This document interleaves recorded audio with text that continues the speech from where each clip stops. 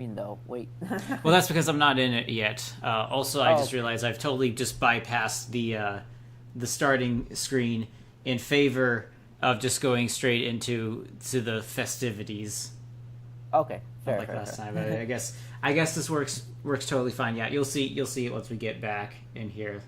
I'm just double checking to make sure that everything has loaded properly on this end. I don't want it. I haven't at all. You have Oh, it? Are you oh wait, is sure? is my preview stream making? Because I didn't leave it over there. I left it around here. Okay, never mind. That's it. Okay, here we go. Yeah. Okay, it looks like everything's going good. Awesome. All right. I'll do a quick check in to see if the sound is too loud, but I think we're all good to go. Alrighty. Hang on. I'm going to send you a document real quick before I get back into the game here. Sounds good. Just for your reference. So, anyways, hello, people. For those who are here live or those who are listening from the future, welcome. This is episode 2 of I'm calling it Dev and Dialogue because I'm doing development stuff and I'm having a dialogue with friends. So D&D, as Patrick said yesterday. Actually, today it's D&D because it's Dev and Dialogue and Dorn. That's what it is today. Nice, nice, nice. That's a good one. Yeah. So, all right. Let me make sure. Okay. Yeah, I already turned off the music because I do not want a copyright strike. As much as I love Danny Elfman's score, I like not getting copyright struck a lot more.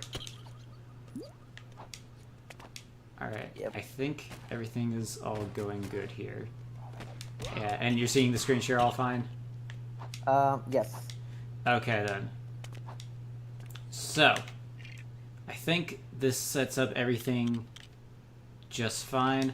All right. So, introductions. Introductions are in order then. So, as I've said last time, hello, I'm Curtis.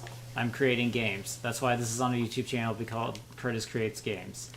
Although we're doing modding today, not actually, not the usual development stuff, because this is a particular project that I've needed to get off my plate for a while. And so, joining me today, I thought this would be an appropriate occasion to have him join me on. We have Dorn. Hello, everybody. My name is Dorn. For those who are tuning in and are Warhammer 40k fans, yes, I'm deliberately named after the amazing Primarch of the Imperial Fist, Rogel Dorn. Wow.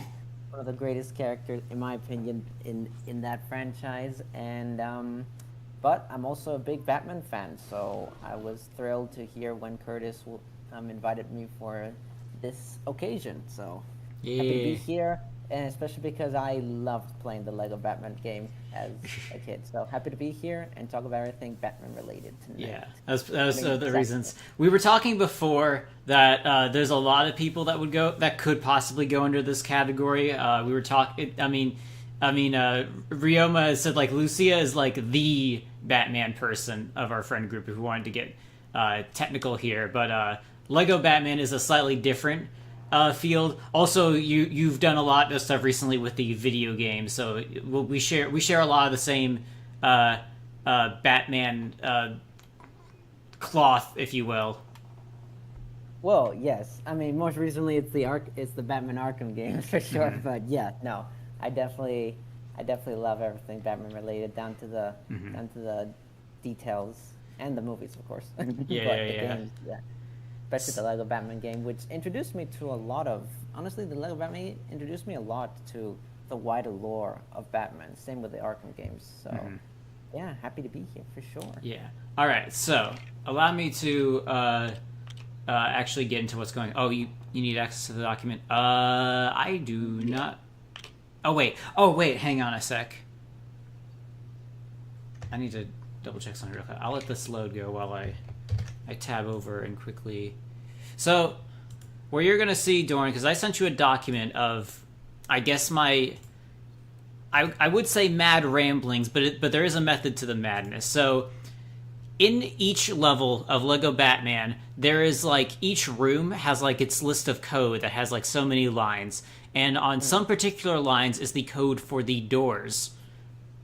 Oh. And where they are. And I'm taking note of where all those are because so I can later then change them to be what I need them to be. Okay, let me see. Can I just accept this request? Yes. Okay, share. Did that do it? Google stuff. Yeah, let me see. If I can. Yes, it did. Yes, yes, yes. Okay. We're in business, fellas. We in business. Yeah, alrighty then. So you see, so the stuff of note is probably not on the first part. It's near the latter half of the document. That's where you see me going by like room by room to every single door that is usable in the game. So, explanation as to what this all actually is. So, the Lego Batman Door Randomizer mod. It used to be just the Lego Batman Randomizer mod, but I had to make it a bit more specific because some other people started making randomizer mods, and I didn't want them to be confused. So the Lego Batman mod, it's a Batman version of the Star Wars Door Randomizer mod, where basically every single load zone to go to a new area is randomized. So, for example, you can be on the streets of Gotham, you go into this one house, and then you're in the middle of like, the zoo. Or you can go inside of Mr. Freeze's, ice cream, place, and then end up inside, like, the cathedral. And, like, this will happen, like, several times, throughout the game. So, I believe I still have one warp that's still up, so you can actually see this in action here. So, this area is the one I like using, or sometimes. Actually, I think there's one that's better, but this is the one I've used most often, because there's a door right next to the beginning that I could try. So, here's the slight problem with this game and doing modding for it, because I did this with Lego Star Wars before, and then I did this with I tried to do it with Lego Indiana Jones, but unfortunately it doesn't work with Lego Indiana Jones, so I skipped straight to Batman. The problem is that out of all of the original Lego games, the original three, Star Wars, Batman, and Indiana Jones, Lego Batman is the one I'm the least familiar with, because I didn't actually play this one until I was an adult. So I gotta do some more scouting out around for things, because I'm not 100% sure where everything is. So that's a bit of a bother. So yeah, you should be able to see. So you see the door I just opened up here, Dorn. Yep. So if I go through here. Oh, wow. See now, yeah, now I'm inside of Poison Ivy's lair. Yeah, so the whole point of this randomizer, so in Lego in Lego Star Wars, we had the goal was you have to find your way through all of the levels and beat all of the major bosses. So it was Jango, Darth Maul, Boba, Vader, Grievous, and the Emperor, if I remember correctly. I think there was a couple of others, but those are the basic ones. However, since Lego Batman has, like, 15 bosses, because, like, there's a boss fight at the end of every single one, we're thinking of tweaking this randomizer so that you only have to get 5 bosses. But, the trick is that there'll be a certain 5 that you have to find. So it'd be like, okay, here's a random seed that's just been generated, and you have to, in order to beat this randomizer, you'll have to beat, you know, the Joker, Riddler, Clayface, Catwoman, and Killer Croc, for instance. And you'll have to find them in this randomized setup here. Now, here's where we get to the main issue and why we have to do this thing today, Dorn. Because if you take a look at the document, you've seen I've actually routed out most of the doors in pretty much all of the main levels at this point. The main issue is that, unlike Lego Star Wars, Lego Batman levels are significantly more linear. So this causes some problems because there's not too many places where you can make, like, actual choices. Because there's only one way to go, and that's forward. So, now here's the thing. So, you notice how I was in the Mr. Freeze area, and then I went to Poison Ivy's lair, and then when I went backwards, I'm still in the Poison Ivy's lair level. Mm-hmm. So I did some talking with BD1P, who is the YouTuber who I've been doing the videos for, and what we decided to do is that we were going to do a strat that I'm sort of calling like a backtracking routing, where now, well, basically what's going to happen is that the backwards warps on each level are always going to remain the same. So I'm in the Poison Ivy's lair level, and when I go back, I'm still in the Poison Ivy's lair level. I'm just now in the previous room instead of the Mr. Freeze room. So what this is going to allow you to do is that now you have at least two options, where you can continue to go forward, or you can go backwards and see maybe if you... Because some rooms have warps in the middle of them. And for those that have warps in the middle, if you go backwards, you can hit totally different locations than if you went through the area forwards. This one right here is not the case, because this one only has one door, so this area is a bust. But basically, I'm just going through levels backwards and seeing which one of them have load zones that I can use. So that is the main thing that that at least is going to be on screen for today. Ah. So, that is... Interesting. Yeah, so that's what I do. Now I have a hit list here that I'll be going through, checking it of where the places we're gonna go. So we'll go some places in the game, but in the meantime, while I'm routing through where we're actually going to go, so you, Dorn, we met. What was it? I guess would this be like earlier this year, late last year? When did we officially meet? I think yeah, it was definitely early this year, probably before. Yeah, it was definitely early this year before Cal's birthday. Yeah, I was about to say I was definitely aware of your existence, I think, but I don't think we really interacted like prior to that much. I was like Batman. I was in the shadows. You're in the studying book 4. Yeah. That's what I was doing. But yeah, no, it's definitely been since early this year, which is crazy to think about because this year's gone by flying. As they always do. Yeah, and they tell me it only gets worse with age, but that's a whole other topic. But yeah, no, so I would say that since then we've become some good friends. Considering that we are also part of a larger, amazing group of friends, but yeah, very quickly our passions for everything Star Wars and Batman, I think, united us. Yes, that is definitely Before anything else. Definitely the case. All right, Yeah, actually, and also you are a tech boy, by the way. I don't know if I ever told you this, but you're like with everything tech, especially YouTube. You're like, I just look at how you manage the things, and I'm like, yeah, I could never reach this guy's level of like understanding here. This is something I know I will fall short of in life. Thank you. I didn't have a choice. I was compelled. I was compelled by a desire to try and do things. Well, I cannot be you're certainly ignored. doing things, and they're really cool. All right, so here's where we're going. So I'm going to direct your attention. Where did that go? I'm missing my shared stuff. Oh, wait. I know what I gotta do. I know what I gotta do here. I gotta open it here.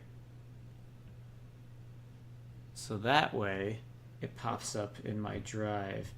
Because I just realized this is gonna be the way, because Lego Batman does the full screening stuff. I kind of have to have this document on my phone so I can actually read it while I'm doing the playthrough here. Alright. So, Dorn, I will direct your attention to page... Where is it?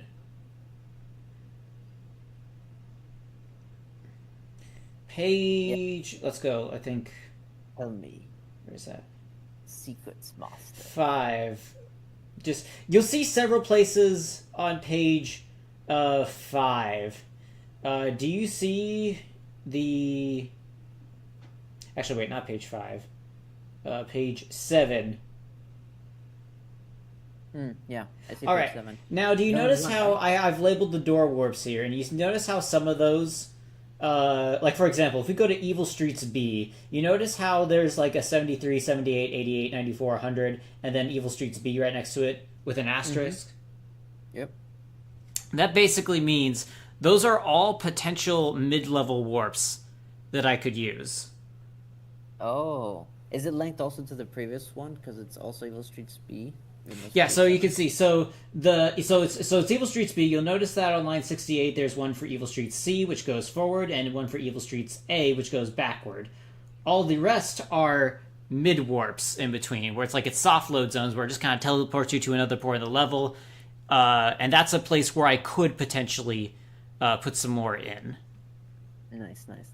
So, that being said, so still need some places that I have to explore, because all these notes I made were made by just looking at the code. I haven't actually tested them yet.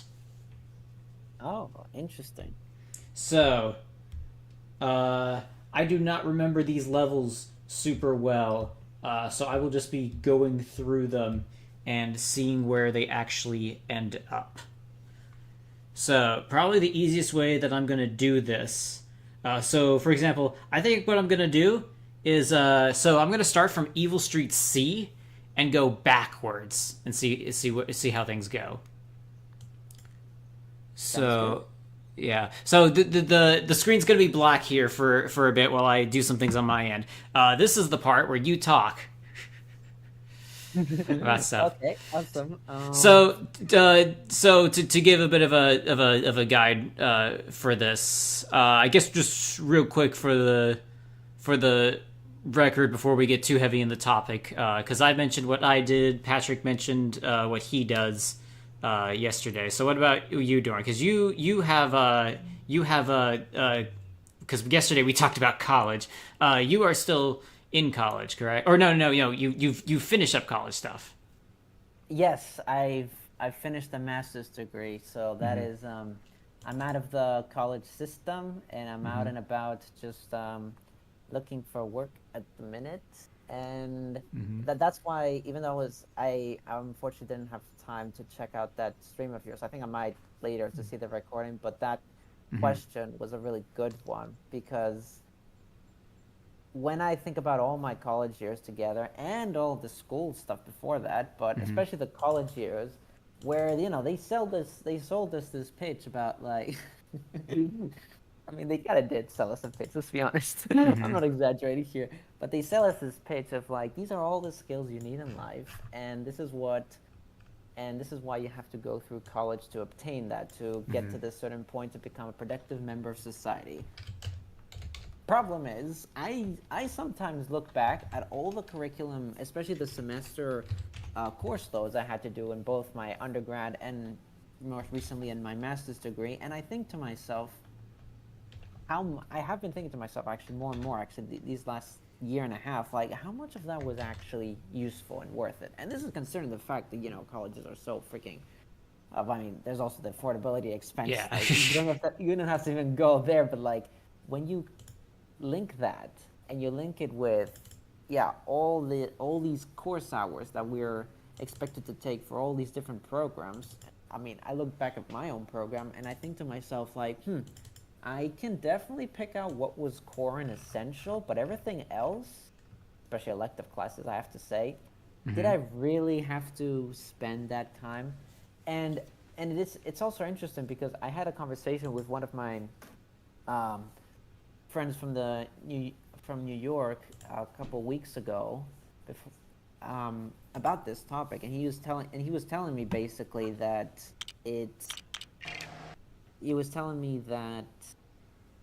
education is most likely going to be now very different for the generations coming after us, in that it's probably going to be very different, like what they're going to be having to do. And I think it's because there's a good chance there might be a significant change to curriculums in general for students and kids in general coming after us, to kind of maybe trace that more direct path regarding their career path with what is actually essential instead of just the other stuff.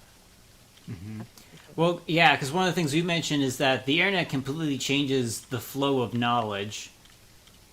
as well. So like how quickly you can access information changes a lot of how you learn it as well. Yes, there's also that the whole technological breakthrough stuff.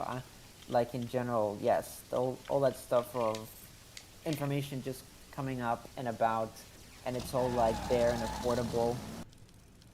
Um, well, I'm sorry, not affordable, but it's like it's there, and there's a lot of like, yeah, there's a lot of knowledge being spread out. Whether it's like the stuff we love, like Avatar: Last Airbender, Batman, or whatnot, or whether it's like some things about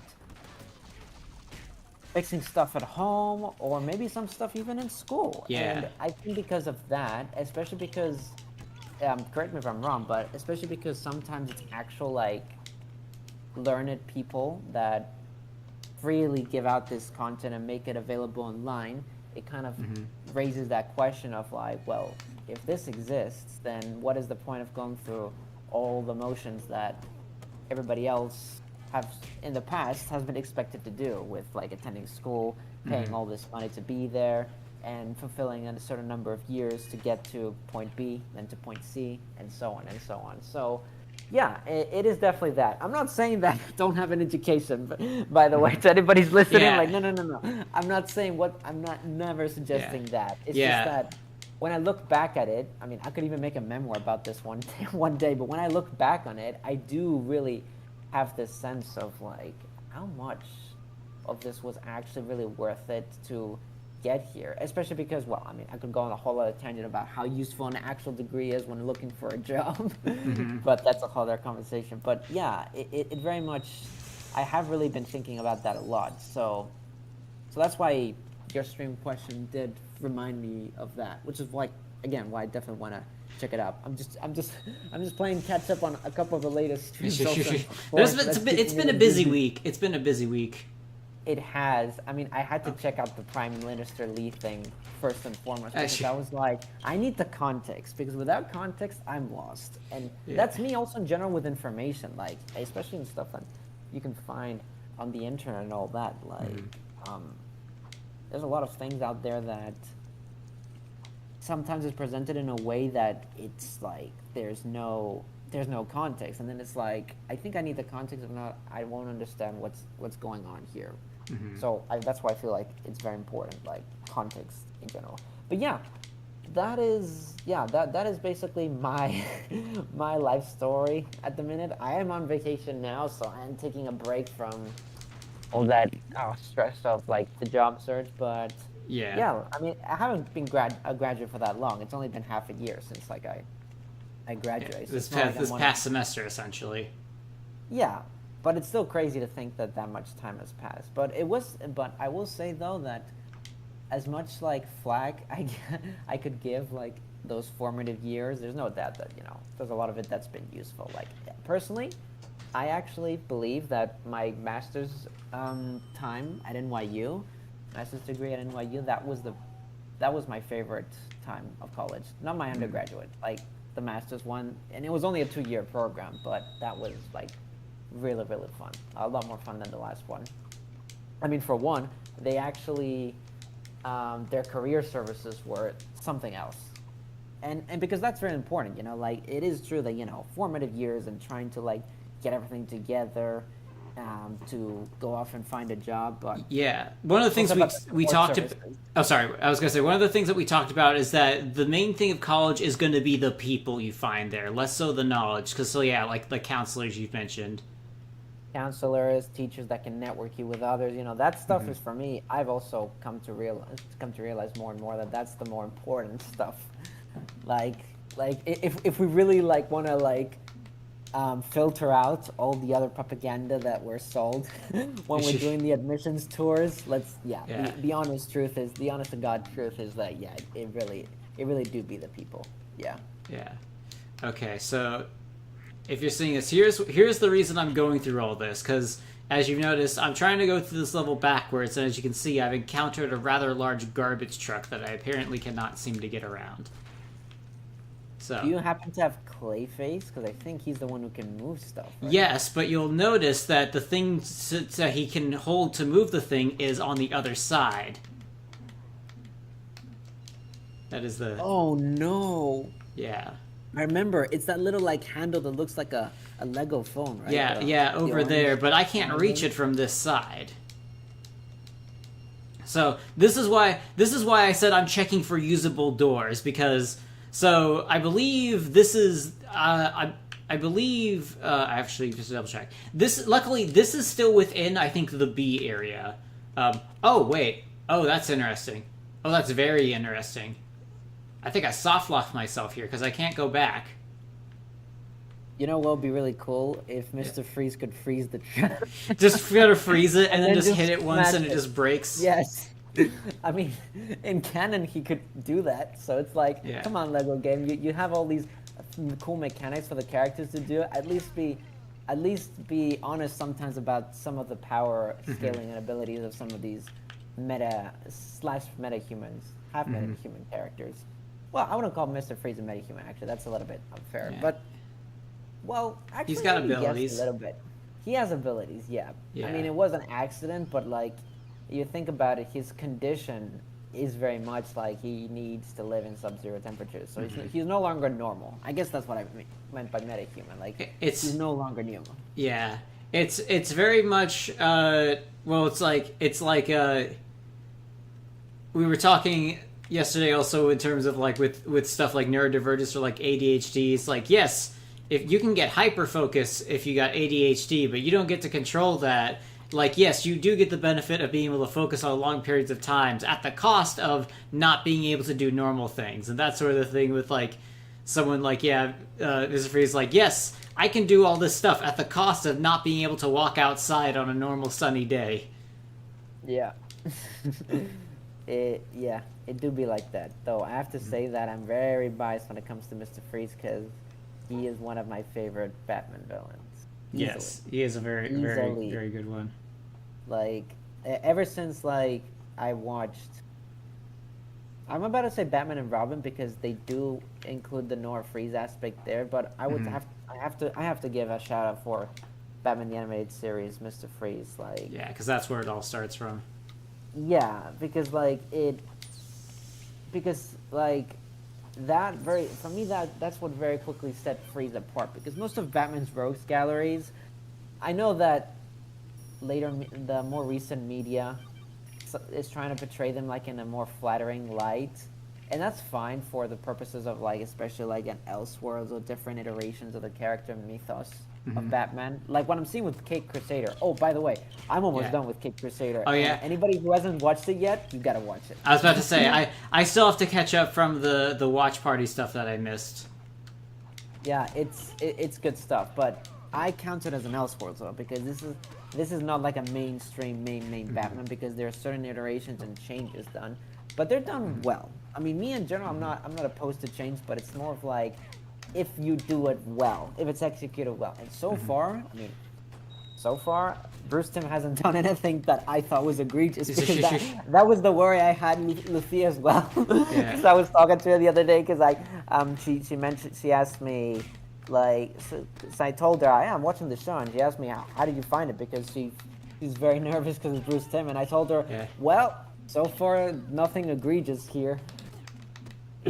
I mean, like, because, and the thing is, like, and that's a good thing, because I feel like what this means is that Bruce Timm had people in his corner this time to rein him in, because honestly, that's the success story that happened in the Batman animated series too. It's not so much that it was just Bruce Timm's contribution, but the other people around him. Because we've seen some other stuff, like we've seen, like, for like, again, like, love a lot of the stuff he did, but then like you got some things like the Killing Joke adaptation, which had the interesting angle it went at it. Saying lightly. I don't, for people that are thinking if they want to watch that adaptation, I'm going to tell you this right now. If you value your sanity, skip the first, what was it, 30, 40 minutes? Roughly? Yeah. Because the actual comic book story with the whole Joker trying to prove his point about it only takes one bad day for people to go mad, that part is done tremendously well. I mean, and of course it would, because it's Mark Hamill reprising his voice as the Joker, and it's Batman reprising, Kevin Conroy reprising his voice as Batman. It's Batman reprising the role as Batman. I mean, Kevin you Conroy, might as yeah, well. Might as well. Yeah, yeah. I mean, he is Batman. I mean, do you Yes. actually know in Batman Beyond that Bruce? Have you seen the episode where in Batman Beyond, Terry McGinnis, they were fighting this? I think it was one of the AI villain. I don't know, but he was trying to see if like Batman's like mind was attacked, and the assumption of the enemy that attacked him mind was that Bruce Wayne, in his mind, he refers to himself as Bruce Wayne. Mm-hmm. But it's revealed at the end of the episode by Bruce to Terry that no, in his head he refers to himself as Batman. And it's like, yeah, you know what? That sounds about right. Because he's done the Batman thing for so long, like, you know, when it comes to, it's almost like an identity imprint at this point. Then, of course, there's the other fan theories, like, oh, Bruce Wayne died in the alley. What came out was just Batman, and Bruce Wayne is just a mask. Mm-hmm. But that's that's a little too meta to go into at the minute. But no, yeah, it is Batman reprising Batman. Well, I would say the definitive voice of Batman. Not to say the other Batman animated voices I've heard in other animated projects have been bad. For example, one that I've come to like a lot is Jason O'Mara's voicing of Batman. Oh, from the DC New 52 Animated stuff. Universe films. Yeah, the New 52. Those films. Actually, that reminds me. I need to watch the other ones in that he featured in. But I've really liked his voicing of Batman though. That's why I bring him up. I thought that was like. He also has this really funny, I don't know if you've seen him clips, but he has this very funny, like, I call it the brooding sound, where he's like, a character says something, and instead of replying, he's thinking about it, and it's either saying a statement, or they're lying to him, or fading the truth, and he goes like this. Just that. Yes, and Jason O'Mara just communicates that so well. Like just that sound alone, like that's one of the things that made his performance so memorable for me. Because it's because you can tell also Batman is like in his neutral phase, but he's also brooding. So that's why I call it the brooding sound when he just like because he's brooding and pondering, but he does it in such a way that he's like don't think I'm fooled that easily. Especially they're trying to lie to him. He's like do better. Yeah, it definitely is. Because I also, if we're talking about the more underrated ones, like we talked about, neither of us have seen like the 2004 Batman cartoon, but that voice I think is a very, very good voice for Batman. Of the guy who Rino Romano, if I'm not mistaken, right? Who did that Batman? Because he's kind of got this voice where it's like, it's very. I'm trying to think. So like, if we're thinking like the normal cinematic Batman, kind of these days times to be some version of Christian Bale, like where is he, sort of thing, like that very guttural sounding, screech. Kevin Conroy's got that loud a voice of like talk. I won't ask you again, sort of thing. Whereas the 2004 Batman cartoon, that guy is more just like, I am vengeance. He's much more calm, sounds much more calculating.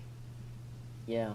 I've even like seen it because the main thing I'm actually familiar with that voice actor's work is from the Curious George cartoon. Oh. Of all places, because he's the narrator in that.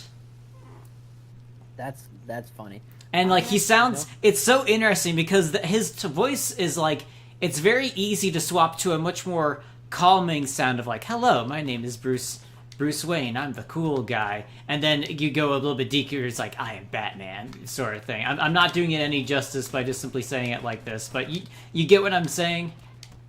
Yeah. Yeah. So, we talked a lot about, well, you just talked quite a bit about Bruce Timm, for example. So that's the one thing. So if you grew up with the animated era of Batman, you've got Bruce Timm and Paul Dini that have done some stuff. However, of course, as we mentioned before, it seems that Bruce Timm does work a lot better when he's... Oh, wow. I did not get very far with this one. Oops. I literally just walked through his door and we're already... Wait, hang on. Can I maybe jump over this? Can you? Do you have somebody with... I'm looking. High jump? Doesn't Poison Ivy jump high in this game? Oh yeah. I was trying. Yeah, see, I'm trying to remember. Yeah, she does. Also, for the record, to the people tuning in, I haven't played this game in like maybe 10 years. It's not giving me a high jumper though. So, oh wait, no, there it is. Yeah, the shoes. Okay, so no, that's a no. Okay. Okay, wait. Oh wait, hang on. Yes. Nope. Yes. Ah. Cosmetic human. Come on, Poison Ivy. You Okay. can freaking. Hey, there we go. All right, it is possible. Oh no, wait, never mind. Oh, Wait. okay. Now how? What? No. Okay, so this one is scratched off the list. This is definitely not doable. I mean, unless you have like Ant-Man. Yeah. Okay. Okay. Here's the other thing. Speedrunners probably most definitely know a way around this, but I'm not making this for speedrunners. Lego games have a whole bunch of weird and interesting out-of-bounds tech, and there's probably something you could do here. Although maybe it still may have to be discovered, because all the speedrunning tech is just meant to go forwards, not backwards. So regardless, though, this area I'm going to have to definitely take off of the backwards thing, because there's absolutely no way you can at least casually get to a door from here. So, all right, next on the list. Also, So yeah. Rina Romano. Oh, sorry. Oh, hey, we got the people. The people own Batman. Thank you, Ryoma. Ryoma's in chat. Oh my god. An audio tech. This moment had meme my potential. What are you talking about? The fact that I had the joy of getting over this, and I was immediately hit by another more impossible thing. It's the barriers. It's the Oh well. imaginary barriers. But I was just wanting to say, like, Rina Romano, you know where I know him from? The guy who does Batman in the Batman voice? I actually know him from Lego. Sorry, I almost said Lego Star Wars: The Knights of the Old Republic, and then I'm like, wait, no. Lego that Star doesn't exist. For Knights of the Republic. I wish it did, though. I mean, it's just, there's that one exclusive Darth Revan figure that they made like 10 years ago that goes for like $300 on the secondhand market. And they did make a Malik figure recently. But that's about it. Yeah. But yeah, anyway, so wait, he's in Knights of the Old Republic? Yes, he actually voices the male character, the male main character. Oh, like, protagonist? on the Okay, line. okay. Like the no problem, got it, and Okay. and the Interesting. So yeah, because like when you mentioned Rino Romano, I was like, wait, I think I know him from somewhere. But yeah, he did all those little like voice lines and sounds as well, I think, which was really good, especially because the male character is actually the canon in that game. But I'll say no more because trust me, everybody, when it comes to video game twists, I hold this particular game to have one of the most insane twists ever. You know why? Because even though I actually got spoiled of the twist before I did my whole run of the game, but the twist is so good that even when I was spoiled by it, it still worked? I forgot it. Yes, it worked beautifully. Nice. Like all the pieces coming together. It's almost like Batman basically having this like real serious like revelation of like something as a plot twist. Actually, there was a big revelation. Oh, this is another spoiler. I'm about to refer something to Batman in something Batman Arkham Origins. I don't know if I should say it. Oh yeah, well I mean, but yeah, I know you're talking how like there's a bit of a bait and switch with the villains. Yeah, there's a massive bait and switch. Yeah. In Batman Arkham Origins, and it's something that Batman pieces together also through his detective skills. Yeah. So. Oh yeah, audio text saying other villains go around the hub. Well, I mean, yeah, once you unlock them, they roam around the hub. It's also worth noting that I am working. It says 90%, but this is 100% save file, so I can more easily test things. So for those of you who just showed up, I am basically going through all the levels backwards to see if there's any levels that are not beatable backwards for this particular mod that I'm doing. Because if there's a room that cannot be done backwards, I need to take it off the list, and I actually need to write it down. We were talking a bit earlier, going back to, we're talking about people who own Batman, because a lot of people, credit, again, Bruce Timm for all the animated stuff, and then we've seen, sometimes there's some things that are not quite as good when he's gone solo, and why, Dorn had been mentioning that from what they could see with Cape Crusader, he's working with other people, and so we're getting more of the good stuff and less of the not good stuff. he has quite the team. Ed Brubaker, J.J. Abrams, Matt Reeves, who, don't forget, this is the guy who gave us the Batman film from 2 years ago. So when I heard he was actually on that team, I was very excited for that reason. I was like, okay, if there's somebody who knows who has a good understanding of what Batman's about and not anything weird. Oh, look, it's Nightwing, the guy who gets a serious, in my opinion, a bit of a like humiliating moment. What from the one thing that Bruce Timm worked on? Another solitary. Oh dear. Project.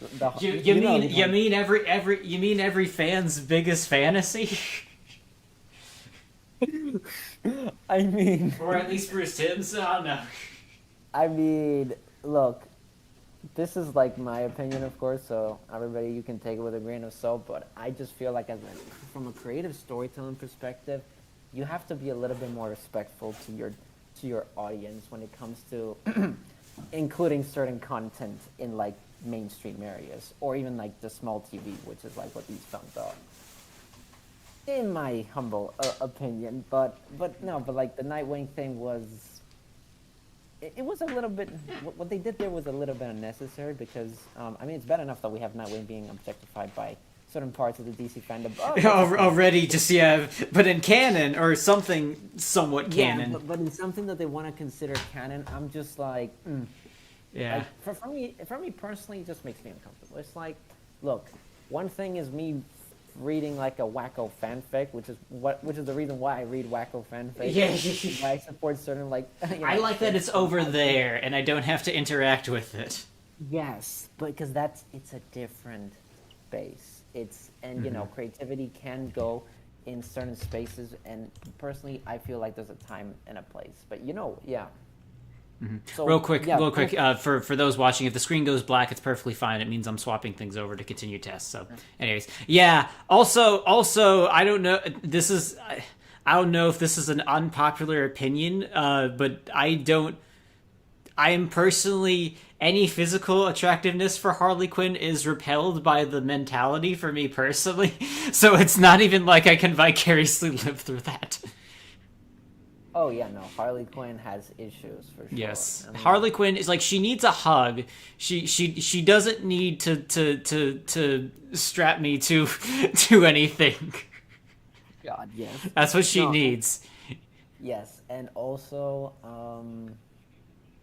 if anybody wants a good summary of Harley Quinn in the Arkham games, you guys have to check out Gotham Paladin's video on that, because that's a perfect summary of the definitive reason why this Harley Quinn is the darkest iteration of the character ever. Mm-hmm. Like, darkest. It's insane. So she's much less sympathetic than the quote-unquote Timverse Harley Quinn. Yeah, sorry, I went off the rails there with Harley Quinn. But no, because I mean, it's kind of So like, again, going back to this, because we're talking about people. So like, for example, if you watch a Batman movie nowadays, you're always going to see in the credits. Well, you used to only see created by Bob Kane, and now you see Bob Kane and Bill Finger, which is justice being done. Because here's the thing. So like, there are the people that originally created, the look. Essentially, like in the first version. Oh wait, yes, Audiotech. Audiotech. Why do I keep on putting that extra syllable in your name? I don't know why. But yeah, or I was losing. I lost my thought there. Oh yeah.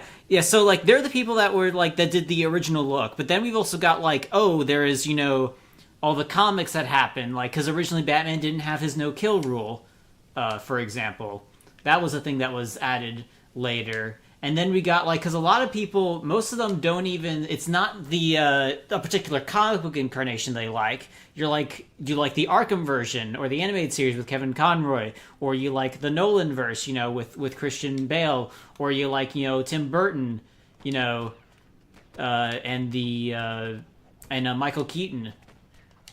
So like, all of us, like, we sort of have our own version of Batman that we sort of like, and like, we like things about the character that the original creators had absolutely nothing to do with.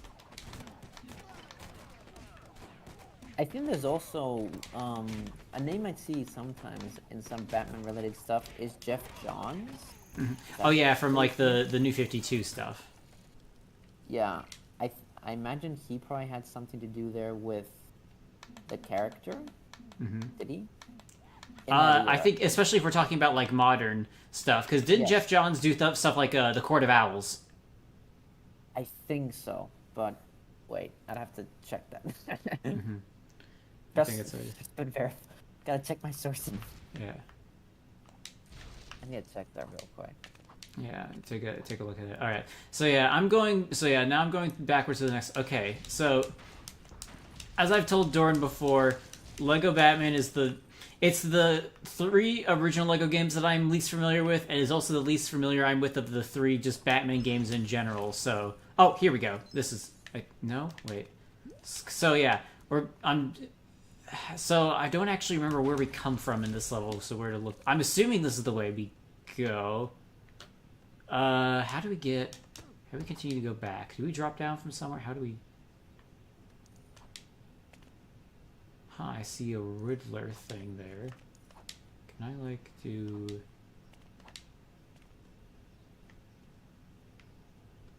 Okay, there's a machine there. So is this all broken because I went backwards, or... Oh yeah, he did Batman Year One, Jeff Johns. Batman Year One, okay. Okay. And a bunch of Justice League stuff, even JSA stuff as well. Actually, the JSA stuff makes sense because, if I'm not mistaken, he also did... Wait, I need to confirm this. Yes! He was creator and showrunner for the Stargirl TV show on CW. Oh, okay. Okay, Dorn, can I borrow your eyes for a bit? Where did we come from in this level? Do you remember? Sorry, I was going on that screen. Yeah, so... Wasn't it that door? So yeah, so I went back through here, and I feel like the shtick in this level is that you came out through one of these toilets or something like that, but like it appears that we cannot re-enter through these toilets. Am I correct?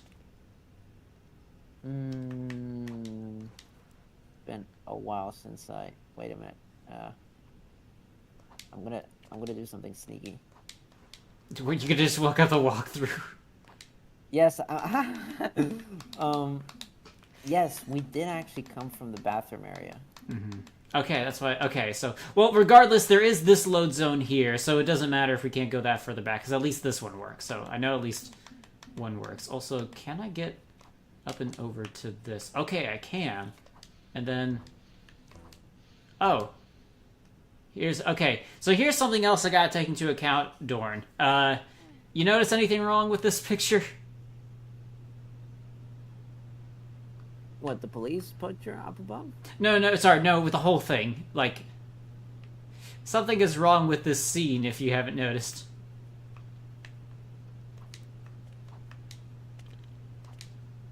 But, oh, I can just do that. Because you see what that is over there, right? What this thing is? Oh yeah, that was the Riddler thing. What was it? A Riddler puzzle or Riddler? Well, it's like one of the mind control things. Like, you have to use either the Riddler's cane or Poison Ivy's spores in order to get past here to seduce, like, the guard, right? Yes. Where's the guard? Oh, right. Yeah, so I have to make some adjustments to the game because right now the game isn't programmed to load in the police officer that's supposed to be here. So right now I can't actually use this door because there's no character. That's interesting. Because you see the reticles here, but I can't actually do it without it, so... Yeah. Oh. By the way, I double checked, and yes, the door we came from is the one right after, like, the bathroom. So... Okay. Oh, there's this area. Okay, no, wait, that just takes... Yeah, so this takes me back the way... Okay, yeah, so that just opened the door. Okay, so at least there's this door here, so that answers my question for this one. Here to support your favorite character, Firelord Lee Stronger there, thank you. Try using Mad Hatter. I mean, I will, but I'll try it, but I'm pretty sure that, again, it's just the... Oh no! Oh, never mind. You're right, Audiotech. Yeah. Okay, so I guess I thought poison. So apparently, Poison Ivy can't do that. I thought that's funny. I thought he could. Oh no, that's right. Poison Ivy and Catwoman have the heart windows. That's what it is. Oh. Yeah. Again, so I'm least familiar with this. Yeah. Thank you, Audiotech. Okay. So that means we can come through here then. Okay. So this is a sub. Okay. This is interesting because again, I have to take note because this is one of the few branching path rooms that we have in this game, and I need to treasure these because they are few and far between. Yeah. Okay, interesting to know. Yeah, I'll write that down. So this is Evil or Nasty Sewers C is good. I have a list I'm writing here of good things and bad things. So on the or naughty or nice. So on the nice list, we got Nasty Sewer D and Nasty Sewer C. But yeah, for sure. I have to say that, yeah, what happened to Nightwing, all I can say is, like, for all fandom, for all popular IPs I liked, all I can say is, just as a last note on that, there's a time and a place for certain. But yeah, no, for sure, like, I do really believe that the reason why I like Cape Crusader so much is because of the people around Bruce Timm, not Bruce Timm himself. Not to say he hasn't done great things for the DC universe, from Batman to Superman to the Justice League cartoons, but no, it's not just him. Yeah. Okay, Audiotech says that he has the police set. I was about to say, yeah, I remember seeing these on the store shelves back in the day. Never actually got it, but yeah, I remember most definitely. It was one of my favorite pastimes on the Wii when I would come back from school. Oh yeah, so when I was thinking about what to talk for today, because obviously I wanted to do something Batman related since this is Lego Batman where I'm going through here, Dorn. But do you want to know what triggered this particular line of thought of the idea of who owns Batman or whatever?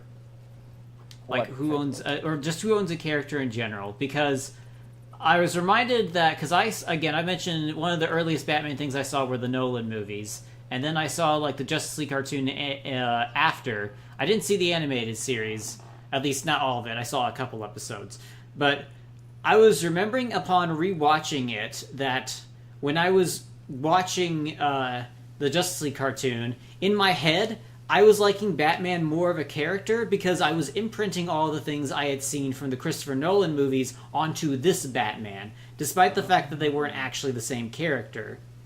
Interesting. Because again, it's like, so in my mind, like, Kevin Conroy, like, is, like, the voice of Batman.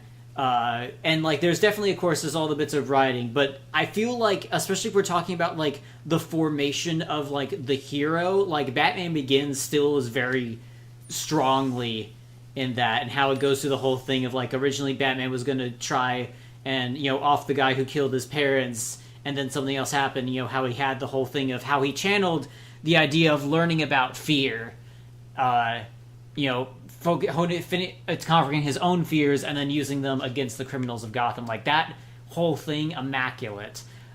Whereas if you see Mask of the Phantasm, the animated series origin, it tackles Batman's origin from a completely different angle, where it's about the idea of what does Batman have a duty to do in order to make things up to his parents. Because, like, he has the thing where, like, he thinks he's finally found happiness. He had this plan for revenge, and then he realized he could be, you know, happy with Andrea Belmont in that. And so how he almost didn't become Batman, but then external circumstances, you know, ended up having him becoming Batman anyways. It's still an interesting story. I like it, but I still like the Christopher Nolan version better. Yeah. So that's what I mean. It's like my version of Batman isn't really owned by a single incarnation, even, when I think of the ideal Batman. Yeah, because that, for me, I would say that, if I'm not mistaken, that's very much Christopher Nolan's, like, path and vision of the character. Yeah, because I believe he wrote the screenplay for that one, if I remember correctly. Let me actually double check. Batman Begins screenplay. Yeah, Batman Begins screenplay. Just double check. Oh, sorry. Batman Begins screenplay was written by David Goyer. But again, so he panned the script, but again, it's Christopher Nolan's uh, direction for that. Along with David Goyer's right. So yeah, that's a lot of stuff. So there, just in that alone, you've got, again, Christopher Nolan as a director, you've got David Goyer writing the script, and you've got Christian Bale doing the acting of the character. And that's not even to say, because when I think about like the things you remember of the character, there's like three things. There's the look of the character, like what you see visually. There is the writing of the character, you know, their backstory, their character development, and strengths and weaknesses and all that, and character development. And then there is the sound of the character. The sound I don't think is always necessary, but it really helps sell, you know, a character and what you like. Because, like, again, we're talking about for the voice, like Kevin Conroy Batman is a huge thing. But again, Christian Bale's version of the voice, it's also its own thing. The voice really does lend credence, and despite the fact that obviously actors aren't, you know, their characters, they are different, an actor does have to give a portion of themselves to the character. And so once you act as a character, to some degree, you own that character somewhat. Yeah. And that's an interesting way of looking at it. I didn't think of it that way. It's just like, because there's been so many Batman films and all that, it's kind of like, for me, it really has been about different visions. The Nolan trilogy was definitely one of my first exposures to the character. That one and the animated series. But the animated series, I guess because it lent itself through a series format, there was a lot of different facets of Batman that you could spend time with there. Of course, there's no kill rule. There's, of course, the him still mourning his parents. But then there's also the fact that he somehow gets this kind of inadvertently creates the Bat family. Like, he's there with Robin, and there's also Batgirl, and there's Nightwing. Like, he inadvertently creates himself like a surrogate family, which in a way he didn't see coming. Like, I think in a way that brought him like that an unexpected happiness factor there. And then also the other thing that sticks with me which is something that I think we should see more of Batman's character, but in the animated series, what really impressed me is the fact that Batman, yes, he's not going to let his rogues gallery just run amok in Gotham, but he has a massive compassion for them, because he actually wants them to... Oh, whoops, those guys were mean. Yeah, I was about to say, yeah, they're not letting me do my thing. Yeah.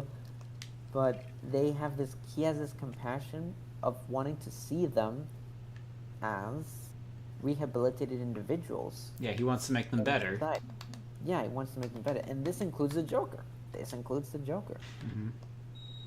And that's been something that's fascinated me a lot. Oh my god, you're in the Penguin final mission already? Yeah, well, yeah, I was just sort of going through these. Well, see, this is the entrance right here. Well, this is pretty definitive. Okay, so this is a no-go. Yeah, that's more of a prop. Just to make it seem like... I think this is the fastest no we've gotten so far. Yeah. The nice thing is that since they spawn you at the entrances, it's very easy to see if you can go back. Okay, so this is the bust. Yeah. But yeah, I'll definitely say that...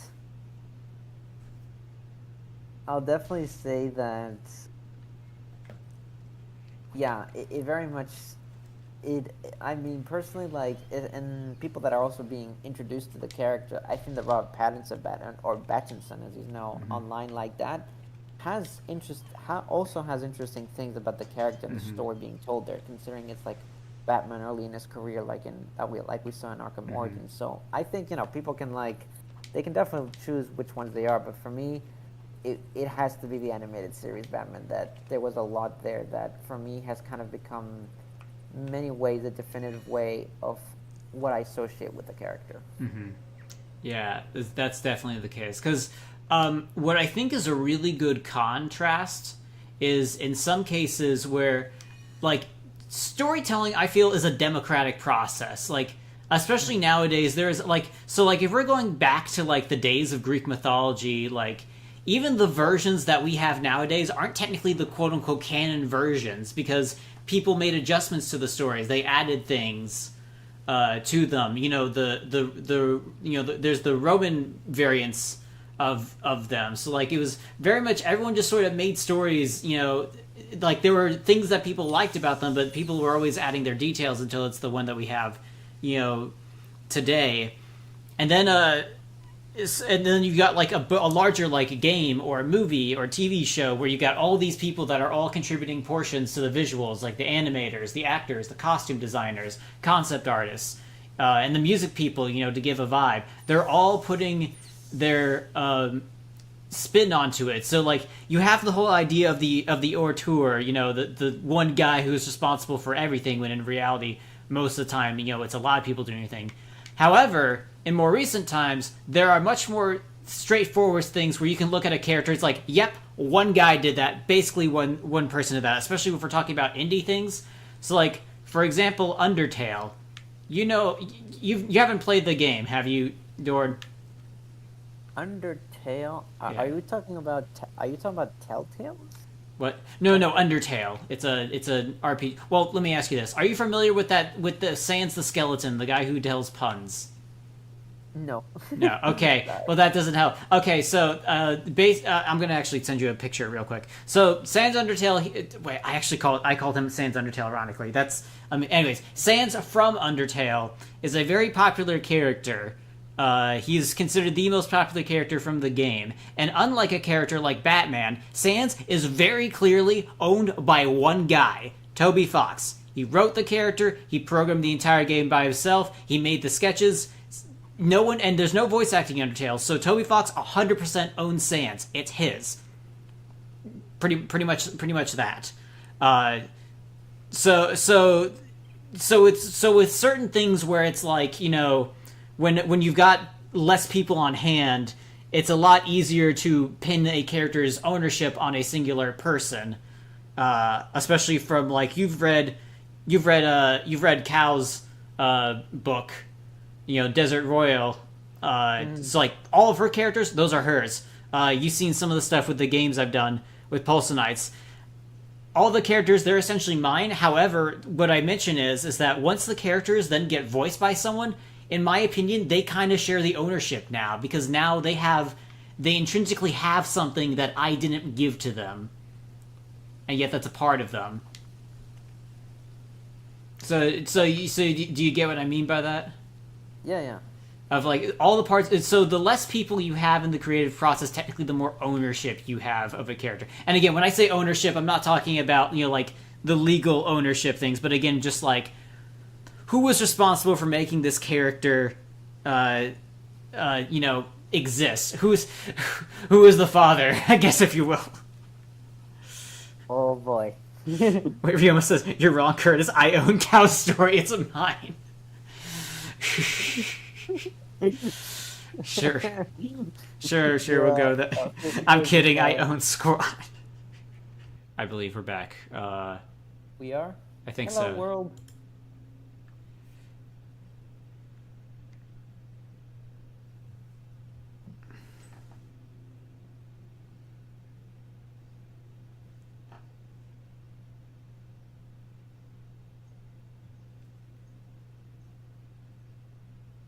Okay, yeah. So see if you can still hear yourself on there.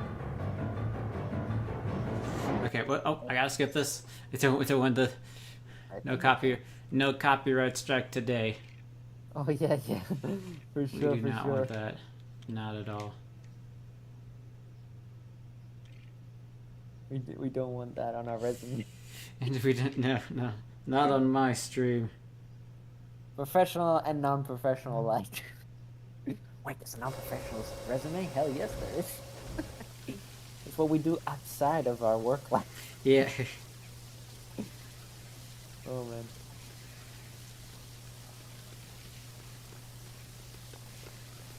Alright, so I believe we're back. Yeah, if I listen, yep, looks like stream has returned. And looks like we are all heard.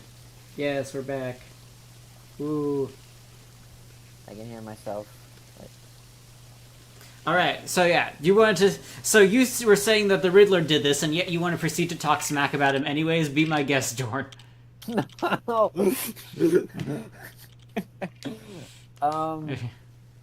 I will. Well, you know what's interesting about the Riddler as a character? Just as a quick aside, I don't want to deviate too much from the top conversation because I definitely want to go back to what you were raising about Yeah. ownership of Batman as a Yeah. character. But Yeah. Riddler was like very cartoonish and comical for me. Even like in the Batman animated series, there were moments, of course, that he seemed a little bit threatening, but most of the time he was very cartoonish. And Jim Carrey Riddler from Batman Forever was cartoonish. But that opinion changed when I played the Arkham games. When I played the Arkham games, all of a sudden it was very much that this guy was he wasn't a joke. Like you have to take Yeah. it seriously. And then this is why I love how that was reinforced in the Batman film. I actually think it was genius of them to make the Riddler like the first serious baddie that gives Batman a lot of trouble, to show that Riddler he doesn't have to be a joke. Like he can be a legitimate threat to Batman with his intellectual prowess and complex puzzles, especially when other people's lives are on the line. Yeah. Because I think what that film taught us and taught Batman is that sometimes you can't just solve the problem by punching it. Sometimes you gotta use your mind a little more, especially because he was too slow in deciphering the fact that Riddler had that big plan. I don't want to spoil it for people who haven't seen the film, but he had that The big contingency. contingency that technically, if he had paid more attention, he could have prevented it from happening. So that was like a hard learned lesson for that.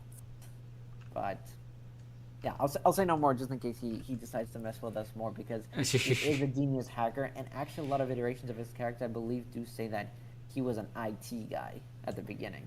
Actually, Arkham Origins says he was an IT guy at the beginning. So yeah, his computer skills are no joke. So I'll say no more just in case.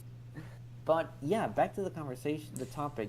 Yeah. Who owns Batman? Like, yes, I think that I think like a shared love and passion of the character over the decades and long decades that he's been around and has been a thing in all kinds of storytelling culture. I think that's what's it's probably made it so timeless that so many people left definite marks on the character. I mean, even Ben Affleck's Batman. I mean, I'm not saying Ben Affleck's Batman was terrible, but there was a lot of that Batman's like representation.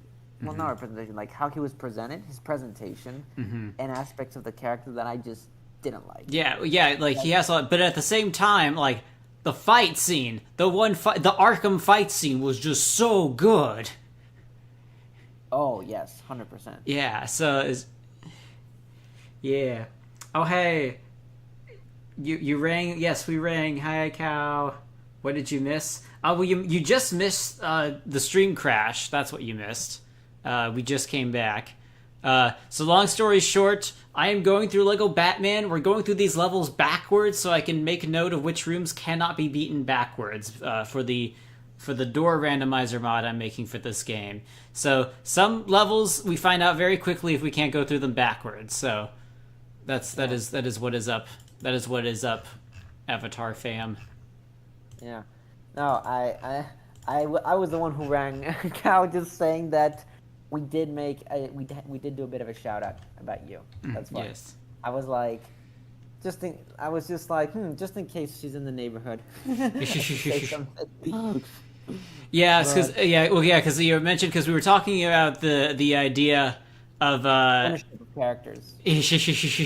Yeah, the idea of ownership with characters. How, like, when you're doing something small scale, like when you're writing a book, or you're doing like a small maybe webcomic, or you're doing an indie game, it's very clear that you were responsible for these characters existing. It was kind of just you, as opposed to a lot larger productions where everyone kind of has an input, where you've got like, oh, the costume designers, the concept artists, the actors, the writers, the directors, they all have a portion in the creation of a character, and you can't really put it on one person, even if you do want to aspire to the one director or auteur sort of thing. Yeah, and it's a sort of like mechanism. It's a sort of way of looking at it that has never really occurred to me, but at the same time, it kind of makes sense, because yeah, like I said, like when I look back at the different iterations of Batman, for example, there are certain things that stood out to me. Like I said, the Batman animated series, the one of Batman wanting to rehabilitate his rogues gallery, that really stood out to me. That, you know, despite all the crazy stuff, I think in a way Batman sympathizes with them because circumstances of Gotham created them this certain way. Even though he's not okay with what they're doing, he's like, well, I think they should be given a chance.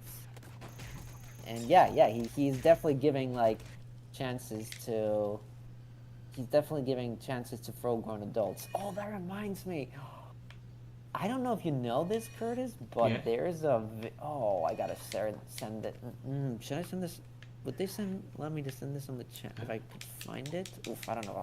I'll have time, but I literally came across somebody making a little video that somebody made of Batman analyzing Princess Azula. Oh, really? Oh, just like in a And contingency also, plan sort of thing. yes, building contingency plans to counter Azula. It's very, very, very good. Actually, I'm gonna try and Google it right now and see if I can. I don't know if I Okay. can share this on the chat, but it's just really good because I actually had a conversation with somebody who posted it on a subreddit. Actually, they posted it on an Azula subreddit I follow, and I basically said like, you know, I have a very strong feeling that if Batman ever met Azula in real life, he'd probably have have like sympathy for her because he knows something about trauma. Let's just say that. Oh, yeah. I You can know see something that. about um, matters of the health, Most especially up in the definitely. head. Yeah. He knows. Okay, yeah, so real quick, for example here, I just tried to go backwards, and yeah, we cannot do that. So I'm going to have to put this area on the bad list, because it cannot be used for what I'm trying to. So anyways, we're Oh going wow. He has a contingent. Oh my God! Somebody made a contingency for Aang as well. back. Oh. Oh, dang. Wait, let me just put the Azula one before people go crazy. Yeah, you can see that that's a funny like video I've discovered where Batman makes a contingency plan for Princess Azula and Aang. There is a contingency plan for you too. To my shock. Dang. Wait, who? And yours is trying to explain ownership by OC Tobias Conley. Yeah. Soon all the characters will be mine, but specifically from the people that have very little. You know that Robin Hood thing of like rob the rich and give to the poor. We're doing the opposite. We're robbing the poor and giving to the rich. Yeah, it's soon before you know it, like your voicing of Tobias is gonna be that's your stamp on the character.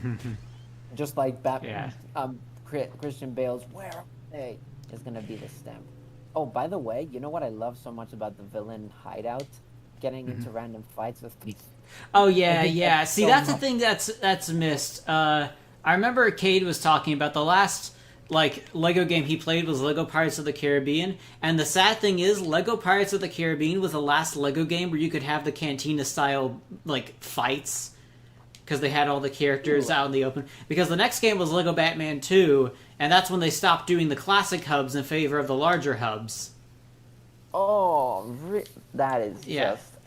That's when at least that's when they stopped having the characters free roam. For about 2 more games, they still had the classic hub, because in Lego Batman 2, despite having the entirety of Gotham City, you still had the Batcave as a pseudo hub, and in Lego Marvel Superheroes, you still had the Helicarrier as like a pseudo hub.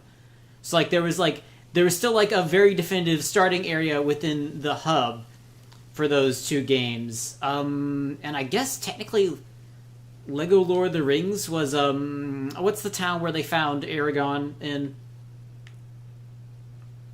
Wasn't it Bree? Isn't that what it is? Yes, the village of Bree. Village of Bree. The Village of Bree is kind of a pseudo hub in the Lego Lord of the Rings game. But you don't have the hub, so like you can get in fights in the same way. That is something I miss. Because the other thing is that, like, the character fights, aside from just being fun, the more characters you got, the more ones that, like, you know, could participate in the fights. So you had, like, a tangible, visible, you know, measure of your progress as you went through these games. Alright, moving on here. So we've talked a lot about Bat. Well, you've also actually you've kind of jumped ahead of the conversation, Dorn, by talking about some other characters. Yes, sorry about that. No, well, no, it's fine because Batman, of course, isn't just Batman as well. Batman is also, of course, all the people he's with. You know, like the extended members of the Bat family and his villains, and how those adjust things. Because we're thinking because so the way that I see it, Dorn. We've been alive for roughly 3 main changes to Batman's status quo. Can you think of what those are off the top of your head? What's the 3 big changes to the status quo of Batman that we've been alive for?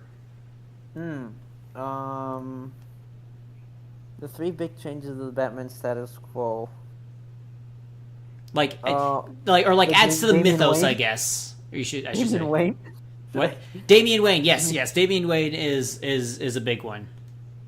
Like, at least, I mean, the comic is, I have learned the comic is from like a while ago, but at least like being presented into like more mainstream media, that's become a lot more. I've noticed like Damian Wayne, like the 3rd Robin or 4th, I don't remember. He's the 4th, is like yeah. Is like a lot more prominent now, and I think the James Gunn film of Batman is gonna be about that. Yeah, definitely could Or- be. So I have issues with that. I have issues with that though, but that's another story. And there's Damian Wayne. Then there's you said 3 changes. So there's 3 main status quo changes that we've been alive for. Technically 4, I guess, but I feel like there's been 3 main changes. So yeah, that's one. Okay, that's one. Then what are the other? Chat, 2? feel free to guess on this as well. Yes, for sure. Chip in, brainstorm. Yeah. Is it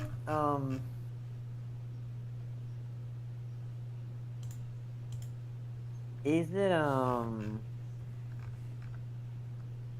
Let me think. Well, I was about to say Batman kills because he maybe technically kills in Batman versus Superman, was it? But that's Or at like least- that's not like a permanent change though, because we kind of went back on that. Oh, okay.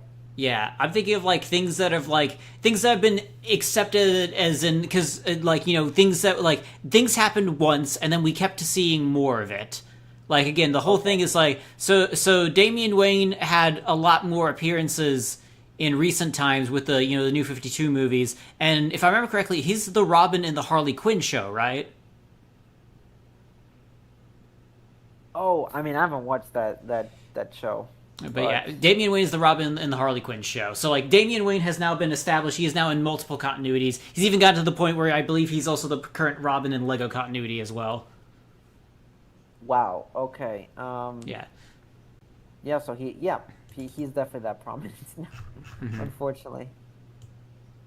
What's Cal13 saying? Young Dick Grayson, Starfire, Wonder Woman. Wait. That's a lot of. I was gonna say, Cal. That's a lot of things.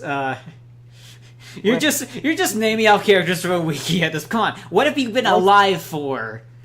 I think it's about no. I think it's just replying to Auditech's question of if you could voice any DC character, who would it be? Oh, okay. Oh, okay. Well, okay. Yes, sorry. Thank you. Yeah, because that's a long ass list. I was like, there's no way that the list of the Batman changes that long. But Yes. Damian Yes. The biggest change to the Batman mythos of the past 2 decades: Lois Lane. Well, yeah. Well, so yeah, there's that one. There's Damian Wayne. Then there's what other main changes of Batman continuity? The suit. That's a bad one, though, right? I was about to say, yeah. I'm thinking more like story-related things. Okay, store related. Think characters. You're on the right thing with Damian Wayne. I'm thinking characters that were essentially added in as a more regular part of the mythos. As in, they had a comic book appearance, and then they started popping up in other places outside of the comics. May regret this, but Batwoman. No, Batwoman existed before, because Batwoman existed. I mean, yeah. Let me double check. Yeah, Batwoman first. Characters. Oh, Cassandra Appearance. Cain. Let's say you're going a bit more obscure. I'm thinking of more bigger things. I was gonna say I thought Cassandra Cain already exists. I'm just kidding. Because I know she becomes a Batgirl at some point. I'm wondering. Okay, in 2000. So maybe I should rephrase this. When I mean, instead of saying, I'm talking about in the last 20 years. So from 2004 on to today. Like, we were technically alive for Cassandra Cain, but, like, that's not what I'm referring to, I guess. Right. Okay. Let's see.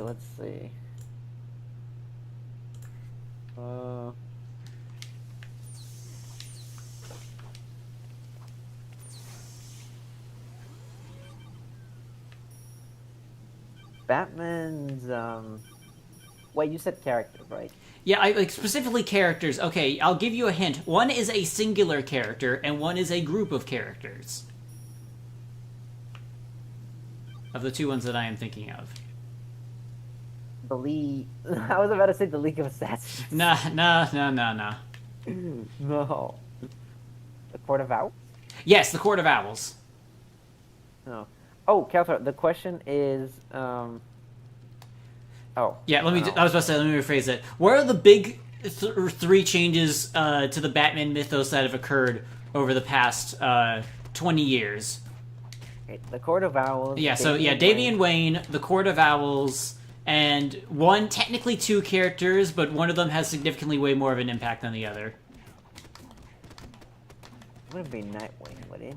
No, I'll give a hint for you, Dorn. The character I'm thinking of is not in this video game. Oh, shit. That's what I'm talking about again with the evolution of the character. It's like a character that is so recent that they weren't even in this original Lego Batman character because they weren't even considered a part of the mythos. I really should just turn on invincibility. It's a 100% save file. I might as well use it. Here we go. Invincibility on. There we go. This will keep me from being interrupted. Nope. Yes, because these guys are being bullies, from what I can tell. Yeah. There we go. Yeah. Alright. Up through here. Okay, so the third character. Oh no! Oh, wait, we can get in. Okay. I thought that was gonna close in on me. No, we never got. No. Okay, well. That's pretty definitive. Are you claiming there's a right answer, Curtis? That's Calthar. What? Are you claiming there's a right answer? Okay. I'd say there is at least one right answer among the three that I said. I think there's multiple potential ones, because actually Damian Wayne wasn't one I was thinking of, but then when Dorn mentioned it, I was like, Damian Wayne is a pretty large section. Damian Wayne, League of Assassins, and there wouldn't be anything different with Alfred, would there? No. Okay. Not really. Alfred's been pretty... I think it's so funny, because I saw, like, one of the old clips from the Adam West show. It's like, Alfred is pretty consistent no matter what Batman version you've got. Like, he is the one stable part across every single Batman incarnation, pretty much. Like even if you're not a fan of the cornier version of Batman, like, you still gotta love at least the Adam West Alfred, I feel. Yeah, he was good. Though my only point of reference is the 1966 film. Oh yeah. That show, and I thought it was fun, mostly because of the shark repellent. Yeah. Shark repellent was that was something. Carrie Kelly is Robin. Carrie Kelly is Robin. I mean, interesting. That's interesting about Carrie Kelly. Well, yeah. So because I believe Carrie Kelly is Robin was because she's from The Dark Knight Returns.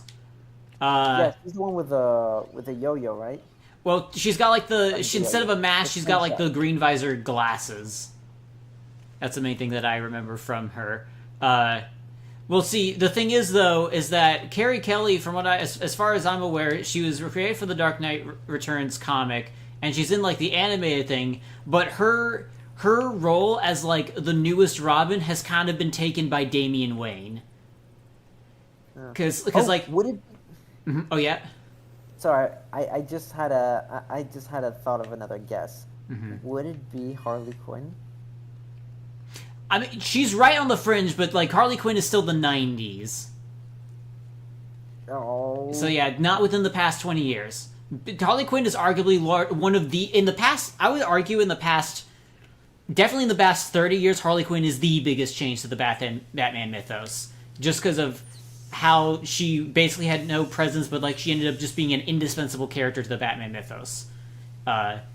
Just due to her, like, again, like her role as, you know, like both a character with a relationship to the Joker, you know, like as a victim, as, you know, and even so how like her character has gone through various versions. Some versions have been very unredeemable, but some play around more with the ideas of redemption.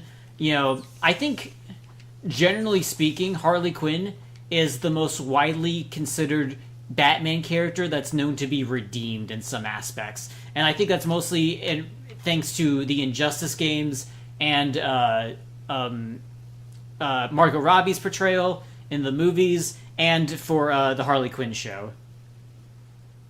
Oh man, I need to rewatch those clips of the Injustice video games because that was a fun story. I remember enjoying that one a lot, especially the aspect of the redeemed Harley Quinn. That was real fun stuff. Yeah. Getting real quick because we mentioned the Court of Owls, but I didn't mention. So the big thing with the Court of Owls is that again, it's the secret organization that exists within Gotham, and they're from the wealthy elite, which is good for Batman because it's not like they're just, you know, a people that exist. But since they're the wealthy elite, they can have, you know, relations to Bruce Wayne and like his parents.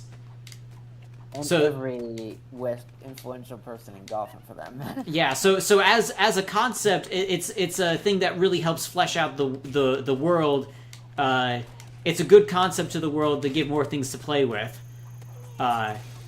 So yeah, that's why I think it's a big notable thing, and the fact that, you know, it basically had a whole comic storyline as well for a while.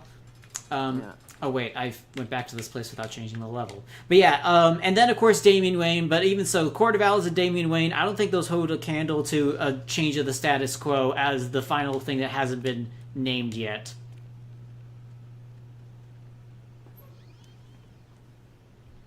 Nice. You're gonna Drama's gonna take a break. Catch a cat's an hour. So I was about to say we're probably gonna end this off at about 30 minutes. But yeah, thank you for tuning in, Rama. Yeah. Terry McGinnis.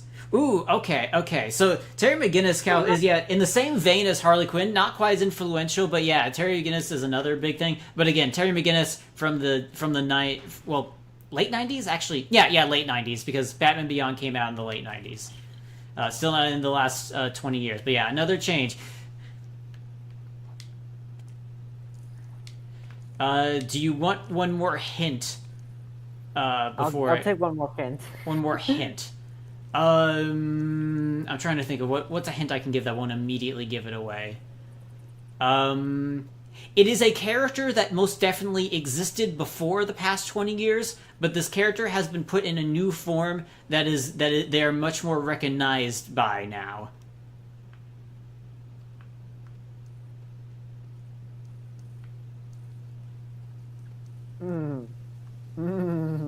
Okay. I was about to say Clayfish, but then I remembered, wait, no. That's Clayfish Stick. He changes it all the time. Yeah.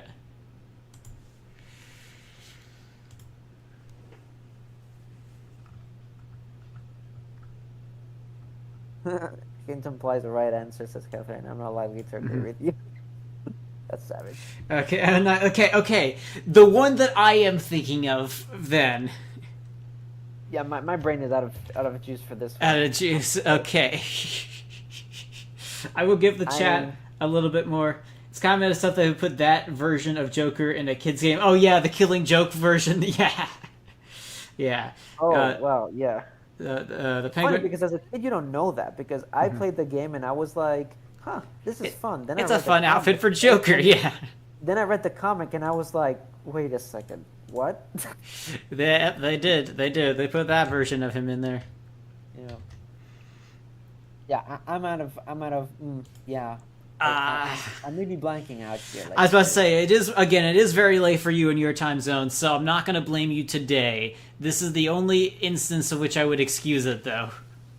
Of course. All right. I am blanking like, more I was almost about to say Catwoman, but then I remembered Catwoman. Yeah, no. For a long time. Okay. No, there's no way. It wouldn't be Hush by any chance, would it? Hush was the fourth one I was debating. Oh, okay. But also, for example, he's not the character because Hush is actually in this game.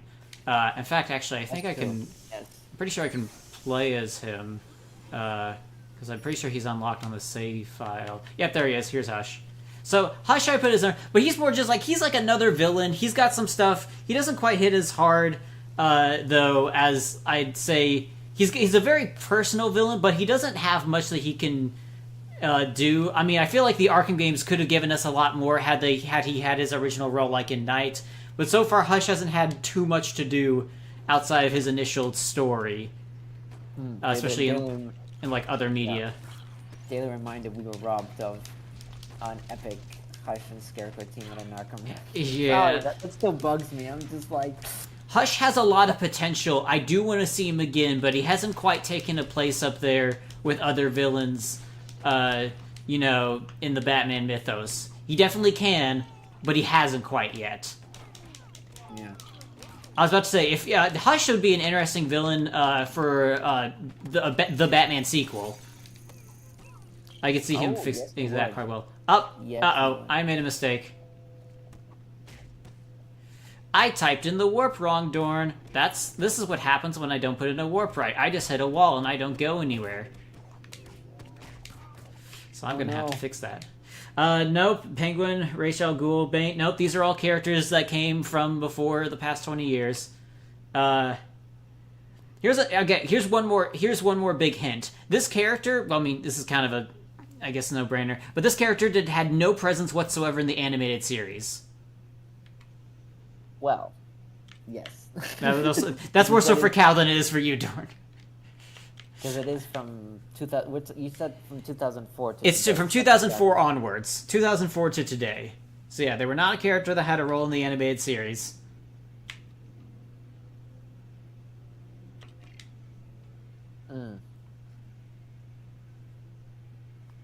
I don't understand the question. Okay. I think then I should probably just go ahead and say the answer. The biggest one, again, like would I at least again, this is I guess technically subject to opinion, but the biggest addition to the Batman mythos, I think, from the past 20 years, is none other than Jason Todd, aka Red Hood. Now, there's a bit of a caveat to this because Jason Todd existed before this past 20 years, but Red Hood, at least Jason Todd being the Red Hood, is a very recent addition to the Batman mythos. Oh my god! Wait, but as Red Hood though, because as You're ready to quit? he was murdered. When was that? Like a really old comic book, like Mm-hmm. in the 70s and 80s. But Under the Red Hood comic was in the early 2000s when it actually came out. And Yeah, I believe it was 2006. Oh man, I want to reread that comic book, but when did it come out? Was 2006? Yeah. Yeah, so again, it's worth noting Jason Todd's death came a while before then. But prior to that, Jason Todd was simply known as the Robin who died, which, like, if you wanted to flesh out your Batman universe and had a Robin who died, you could, but, like, Jason Todd's basically whole thing was he was just the Robin who died before then. There wasn't too much to do with the character. But with Jason Todd becoming Red Hood, that changed things. Right. Because he's got so much. Because for one thing, he's kind of a pseudo Bat family member. So like now, when you know, like again with the Gotham Knights game that came out, you had Batgirl, Robin, Nightwing, and Red Hood, and also because of his role as more of an anti-hero. Because again, his whole debut, I mean, with that Under the Red Hood movie, is his critique of Batman's no killing rule.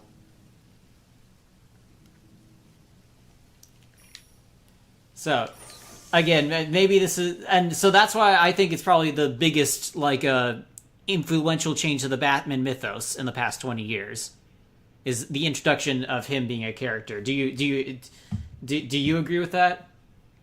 Yes, because I definitely agree with that because Jason Todd has.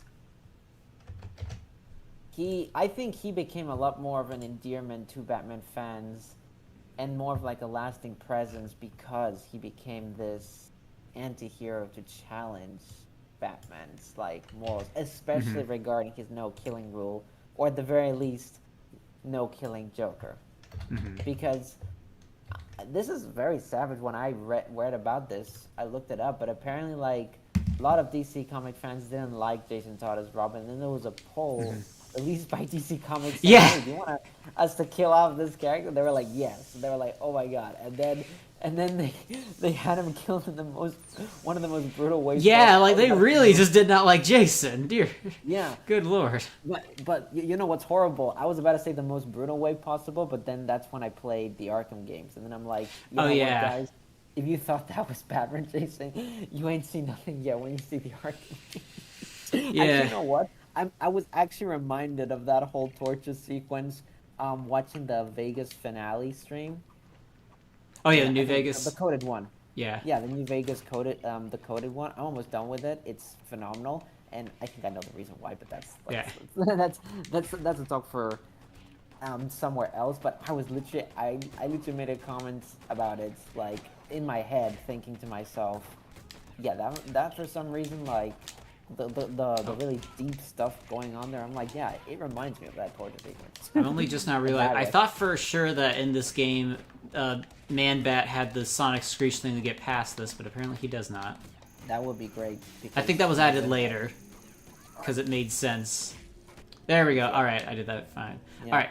But yes, I would agree though. Within those parameters that you mentioned, yes, that I do believe that Jason Todd's Red Hood has become a lot more of an influence in media as we've seen, like from Under the Red Hood movie, in the Gotham Knights movie, in the Arkham Knight video game, with his DLC.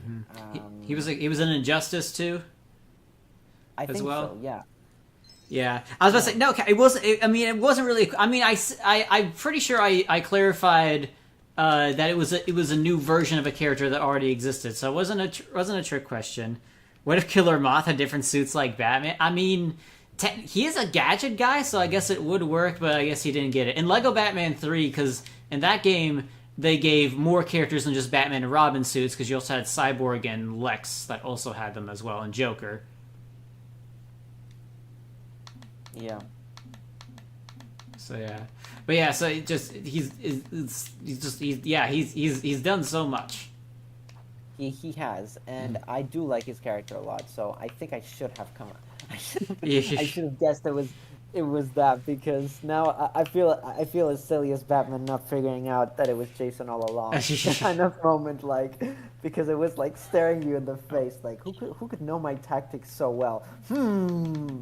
World's greatest detective, big brain, trying to decipher an obvious clue. I feel so stupid. How do you fool the world's greatest detective? You stick the answer right under his nose. Yes. But yes, I do. Oh no! Why did you sink yourself in the poison? I was about to say, I thought that Man-Bat would have the resistance thing, because he had chemicals tossed in it to turn him into a bat. Oh. Guess that wasn't the case. Maybe bat species are allergic to that kind of chemicals. Who knows? Maybe. It's like, well, it's kind of just like, because again, it's by the game logic, because it's just like, oh, I see how it is. Just because I had one thing of chemicals splashed on me to make me evil doesn't mean that any chemical will do it. Yeah, for sure. Yeah. All right. But so this yeah, is a good one. definitely. So yeah, I think in many ways, then now that we have all those three together, because they've brought a lot of richness to the Batman mythos that previously wasn't there. So I think that is we definitely living in interesting times, continuity wise, for Batman. Yeah. And I think that's really cool. Yeah, and I was about to say, the most recent of these that I was talking about, it has been the Court of Owls, which was like mid-2010. So we have yet to get another major shakeup to the Batman mythos in quite a bit. But I'm interested to see what's going to be the next thing that's just like, ooh, here's a new thing that we think works really well to continue on with Batman's story. And again, like sort of going this back around, things such as the Caped Crusader are gonna go outside the normal, what we normally consider as Batman. I feel like is definitely a strong contender of where we're gonna find things, that will be like, oh, we like it how this character was done in this thing, and we're gonna incorporate it, into this other version of the character. I mean, just like, again, that's what Mr. Freeze had his rewrite in the animated series, and then pretty much any other version after accepted that, because it was like, yeah, we like what you did in the cartoon with this character. It works very well. Yeah. You know what's interesting? I actually discovered the Court of Owls in the Gotham TV show. Mm-hmm. Which made a lot of sense because there was the connection between Bruce's parents and the Court of Owls. Mm-hmm. Which was a very interesting plot in season 3 of the show. Mm-hmm. And it left an impression with me. At first I was just like, oh, it's just some of these rich aristocrats with these silly owl masks. But then later they convinced me, like, oh, actually they're nothing to be messed with. They're not a joke. You gotta be careful. Yeah, but it will be interesting to see something new, big like that, shaking up the Batman lore. Mm-hmm. And you know what also is going to be interesting? Because do you know what happens in about 10 years? You mean 10 years ago today? No, in 10 years. 10 years in the future from, I think, actually more technically 11 years in the future. No, actually, 10 years in the future, yeah. A very specific thing is going to happen that'll change things for Batman. 11? Is there gonna be like a reset? Not really. Well, so here's a hint. Batman is going to become like Sherlock Holmes.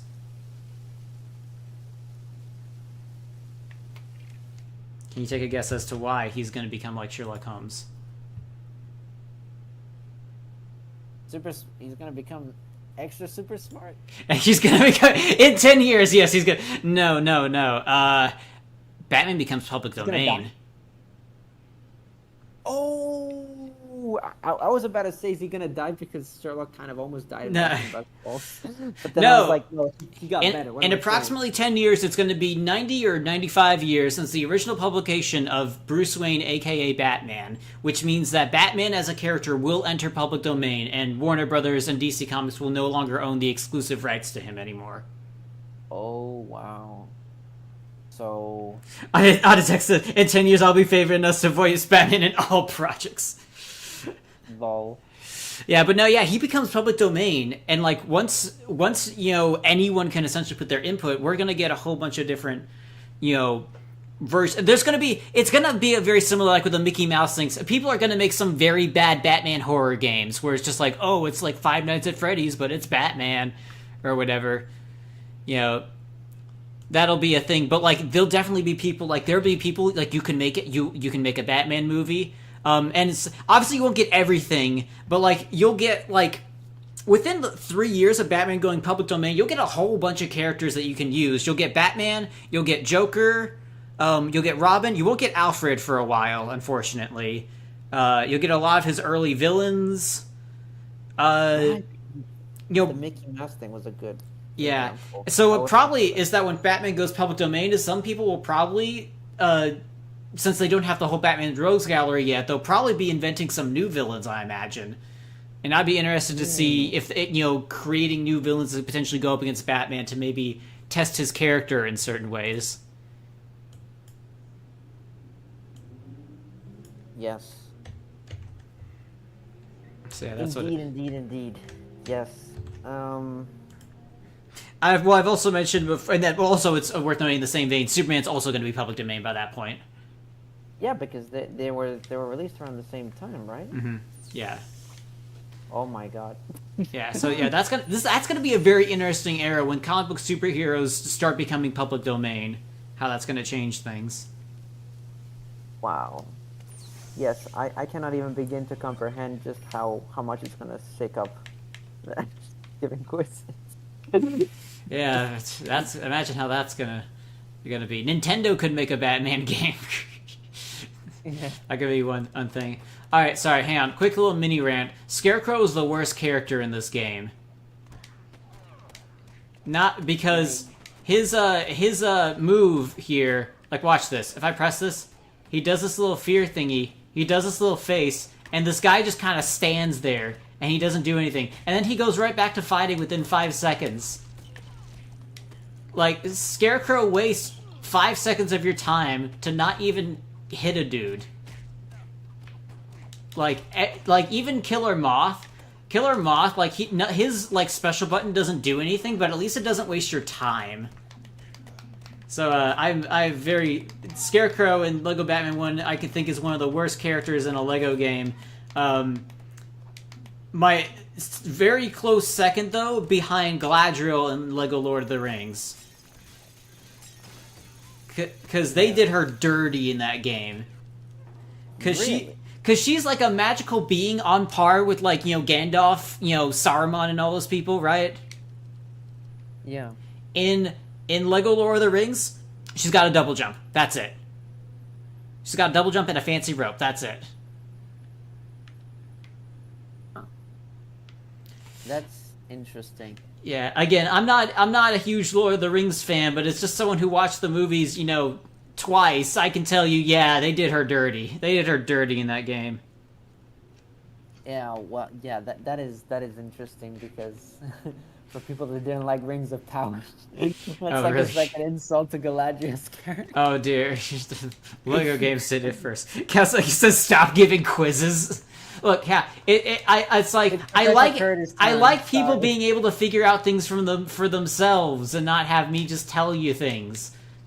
Yeah, he's a professor, man. I was about to say, yeah, I have to do teaching stuff, so yeah, it's part of it. Okay, I can. Maybe he's Professor Strange and Professor Hugo Strange. Who knows? Yeah, I think it's studying us. I think it's really interesting because real quick, it's like Hugo Strange is one of those characters. Like Hugo Strange has been in Batman's mythos around for a while, but it was really like he had one episode in the animated series, and then like I feel like he wasn't as hugely accepted by the fan base until Arkham City, where he had a main villain role. Yes, I mean that was actually how I was introduced to the character. Really, like Hugo Strange, it was really through Arkham City, and I was like, damn, this guy, for being just another. Just a standard mad scientist character, and I think it's pretty competent. Yeah, it's also interesting that the Arkham City game didn't even use the thing that he was most commonly known for in the comics was the fact that he made mutated monster guys. They sort of did that with the Titan formula, and like they sort of messed around with it because the fact that he made the Tiger Guards that he experimented on, but like the Monster Men thing, like that was apparently a huge part of that's what hardcore fans back in the day knew him for, and they didn't even touch on that on the Arkham City thing. So like they didn't even need that. They just solely used like his intellect and his role as a doctor and how they did that. So yeah, no. Can I get past this laser thing? Really good. I don't think I can. I really enjoyed definitely delving a lot more into Hugo Strange through Arkham City. I mean, the whole idea of it. Oh, can't spoil it, but the whole idea of he already knew something important at the very beginning of the game, vital piece of information that not just any Batman villain can come across. that for me was enough. Like, okay, gotta take this guy seriously. Like, yeah, he's not playing around. He's certainly not playing around. Okay, I guess. But however, even though Scarecrow's not so great in the game, I will say that I did like the boss fight with him. I think it was when he was on his not his helicopter. He was on his plane, and you were on the Batwing chasing him, if I'm not mistaken, in this game. Oh yeah. I do remember liking that. Okay, yeah. I was about to say, yeah, that's pretty. Oh wait, what? But like it is unfortunate that the character they didn't. Now that you mention it, and I've seen you in action with a character, yeah, it is unfortunate they didn't do more with it because I mean it's freaking Scarecrow. Yeah, I was about to say that. Yeah, bro. I think probably at least. Games after this luckily did him way better. See, at the very least, Scarecrow has the benefit of he's appeared in like 3 other games since this one, and he got better. Poor Galadriel. Well, maybe Galadriel was in the Hobbit game. I'd have to check. I wonder if she's better in that one. But yeah, Scarecrow has had way more chances to be redone properly than Galadriel. Wait, Cal said she's already public domain, and Audiotech's gonna make a horror-themed game. Okay, that's one way to do it. I guess. Alrighty then. I would have made something. I personally would make something a little more joyful, but hey. Yeah, I was about to say Creators. let's do like one of those. Let's put let's put Cowther. Let's put all of our friends in like one of those cozy Animal Crossing style games where like you live in an island and just our friends show up, and you can like be buddies with them, and like build them houses and stuff. Yeah. Okay, literally anytime I pose the question, I've never had any inclination where your head is at. How many off-base guesses before you eventually just lead me? We offer at different lengths. I mean, to be fair, Cal, I wasn't giving you. I was giving Dorn a chance. Because again, I was trying to give him the benefit of the doubt, but again, it is late for him. Brain isn't firing on all cylinders. It was for him, not for you. Yeah, but we did kind of like invite the chat. And Yeah, that's true. That's true. That's true. They were just more. You just happened to also get more time because Dorn was getting more time. Yeah. All right, so we're getting close to the part where I was gonna end here. I feel like unlike last time we were talking about college and like whether it was worth it and stuff. I don't really think that there's this question I posed of who owns Batman doesn't really have an answer. It's just simply a lot of people do. A lot of people soon. Well, I guess soon everyone will own Batman. Anyone can do whatever they want with the character, and it's just any fictional character. Anyone can have their impact on it. It takes a village, as they say. It takes a whole production crew. It takes a team to make these wonderful characters come to life. I will say though, people, when that take comes in the future, can we all just like be allowed to like what we like about the version of Batman? Because like I said, Yeah. both you and me, we have like different like things that we like about Batman as like the quintessential Batman, and that's fine. It's fine. We don't have to all be on like the same wavelength of Batman.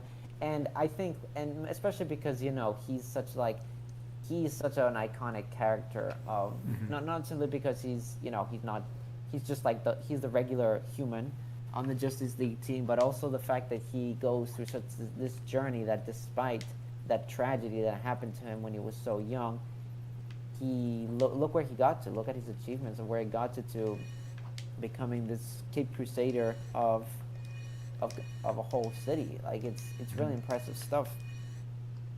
And it is like, and it's also like an inspiring, a timeless inspiring story for people that are like struggling with stuff in life.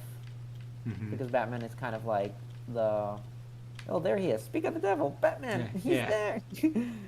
He's like basically the story of like don't give up. Like keep going, don't give up. But book 4, AC and Animal Crossing New Leaf or New Horizons. Oh, okay. Humans of Mob we're all in. We gotta make personas then for it to work. Yeah. Wait, what's that? Batman 1966? Yeah, because there's a mod. Because I was trying to figure out something. Oh yeah, that's right. I never redid the Discord screen share. There's a mod I had installed. I don't know why it isn't popping up, but I have that crossover mod installed on this version of the game. The one that also puts in Indiana Jones and Star Wars. I just realized, though, it's not actually popping up. At least the level isn't popping up, so I don't know why. But and you can't unlock all the extra characters until you beat the levels.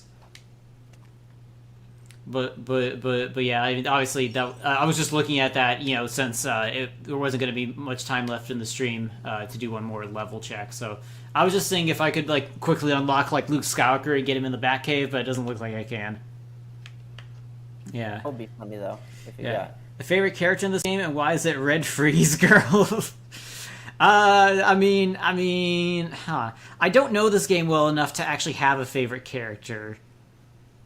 So yeah, this is a mod game, right? Yes, that's why there are more characters. Well, not in the hub. I'm pretty sure that's the way it normally is. But yes, there is some modded content. Again, there was and again, like this whole thing is I am spectating and looking through all these things to find, doors that I can use for the randomizer mod. For those who weren't here at the beginning, basically, some of the areas in this door randomizer mod were going to allow you to go backwards, and I just needed to make a list of which areas you could not go backwards through, so you don't actually get forced to have to go backwards through them. Yeah, so yeah, this one, yeah, I have a mod installed that also gives Star Wars and Indiana Jones levels and characters in here. So yeah, because fun fact, Lego Indiana Jones and Lego Batman released like 6 months apart. So apparently they're very easy to swap assets between the two due to how close they released. So yeah, pretty neat. Alrighty. It's really makes it so good. Like all these mods for all these games. Like Yeah, I'm Lego. no expert in everything modding stuff wise, but it's always fascinating to me the dedication people put to put this kind of stuff. Yeah, I'm really happy because Lego modding is an extremely recent thing. It didn't happen until after the pandemic, for the most part. Like it exploded quite a bit more because people were able to figure out how to like reverse engineer certain files and make certain tools and stuff like that. So it's taken off quite a bit more, and there's been some more stuff that's coming out. So I'm really looking forward to eventually the day where we can do like full remakes of Lego games in here. Like we can convert. Like someone actually already put like Sonic the Hedgehog characters in Lego Star Wars, and it works pretty well. So like stuff like that, I hope to see someday. But yeah. Oh yeah, Catholics, yeah, it's time for Azula's Anderson and head out. Well, that was the idea. So yeah, I started it at this point. So yeah, so that we can check in to see what Azula's antics are in on too. So we'll take a look. We'll see what they're doing. We'll see if they solve crimes today. So yeah, Dorn, any last things from you before we end things off? Oh well, mostly like thank you very much for setting all this up. It was real fun. As you correctly identify how much I love Batman. Yeah. As much like you. So this was really fun. Sorry, I was multitasking, but I was watching your progress too. But yeah, this was a lot of fun. I actually hope to see more of you of this kind of stuff of you doing in the future, and definitely would love to stream join format you again some other time. But this was real fun, man. Yeah, thank you so much for I'm having getting me. I'm getting this thing just started. Oh yeah, so I decided to fulfill Auditech's quick last request with the Zoo Sweeper. Oh my god, the Zoo Sweeper, he's the MVP, man. Remember him. I haven't really messed around with it. I like how he hits things and he's like, please don't hurt me, with that little pose. It's the self-defense posture. It's like, I don't want to hurt you, but I will if I have to. Yeah. Yeah. Yeah, I was about to say. Everybody, it was real fun. Yeah, my mind's been a little yeah, I was about to say, it's late for you. I'll let you get your sleep then. Excellent. Also, thank you so much for choosing this Lego Batman game, because I don't know anything about Lego Batman 2, so this one gave me a lot of good Well, again, this wasn't entirely a choice. As of now, I believe this is the only Lego game at the moment that can have a door randomizer made out of it. I believe only because I've looked into the code of the other Lego games. They were done in a different way that make this a lot more difficult to do. So as of right now, the only Lego games that a mod like this can be made for is for Lego Star Wars: The Complete Saga and for Lego Batman the video game. So that ended up being more of a happy accident than anything else. And having you're more familiar with this game than I am, so having you just to double check, yes, there's nowhere else to go, has been quite helpful. Well, I'm actually surprised I was able to remember that one fact, because like I said, it's been probably 10 years. Touched this game. I mean, memory's a good thing. So I was able to figure out from these past 2 hours 4 rooms that work and 5 that don't. So I'd say this is quite productive. That's good. Well, probably not as productive as if I had just been doing this by myself, but part of this was like doing this as a stream thing to sort of get me back in the groove of actually doing this, because I haven't messed with it the entire summer because I've been busy. So this has also been good to help me get back into productivity. So again, thank you very much for joining, Dorn. Thank you everyone for joining. Again, Cal, Rioma, and Auditech, this is the first time joining. You're very welcome for fulfilling your Zoo Sweeper request. I can see why you like the dude. This is a respectable man. The what every citizen in Gotham should strive to be. He's the little guy. Yeah. He's the average little guy, and I think there's a lot of respect just to have the fact that he's like working in that city, because I feel like a lot of the average guys, they're not getting paid enough to deal with all this crazy stuff that's happening around them on a daily basis. Yeah. Last thing I will mention, something I do miss from more recent Lego games is that characters like Zoo Sweeper or janitors, like, they pop up a lot less because they take up character slots, and, like, there'll be other characters. Which is why I appreciate that they sort of returned back to form with Lego Star Wars: The Skywalker Saga. I mean, I feel like it's kind of different because, like, you kind of have to have a playable stormtrooper in those games because it's kind of iconic. But yeah, I do appreciate how the older Lego games, there were just completely no name people that you could play as, and I would like to see more of that in future games. That would be nice. Because what other game can you hit? Can you hit people on the side of the head with a broom as a zookeeper? This is what gaming's all about. That's right. This is the male fantasy right here. Alrighty, so that is where we'll end off. So yeah, good night, friends. Good night, everybody.